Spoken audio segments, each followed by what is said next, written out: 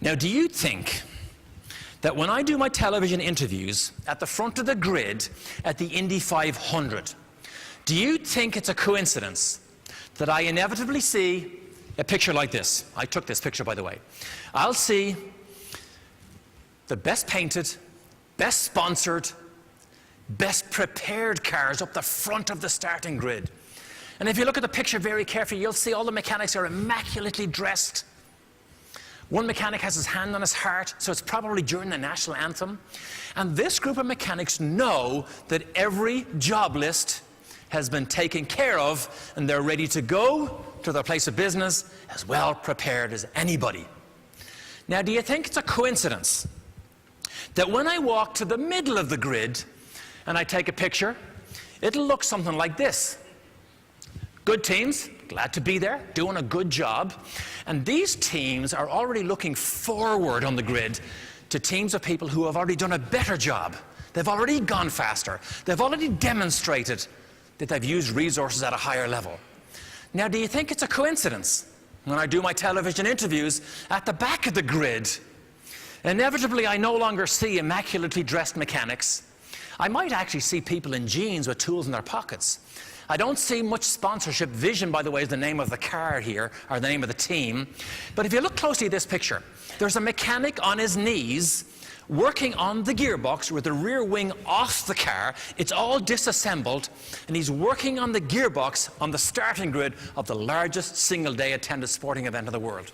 Now, do you think it's a coincidence that the fallout and failure rate statistically at the Indy 500 also starts at the back of the grid? Because it's directly proportional to the preparation you put in before you go to your place of business. And the back of the grid, inevitably at these events, are populated by teams of people who may have the resources available to them, but haven't gone to use them, who may regret or resent that times move so fast now and they got left behind. But let me ask you a question here.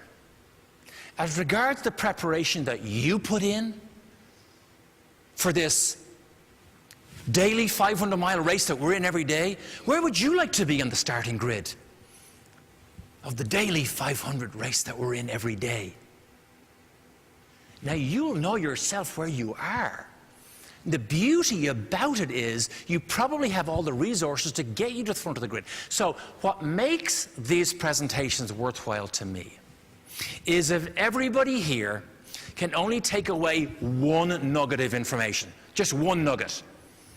And if it could be the next time you go to your place of business, wherever it is, ask yourself, where am I on the starting grid today for what I'm about to do? And there's a double whammy here, because if you're not on the front of the grid, you've actually taken yourself out of a position of advantage. What's even worse, the double whammy, you've given an advantageous position potentially to your opposition or your competition, if that's relevant. Preparation is a skill set fully understood by the great teams of people who end up in this magical place called Victory Circle.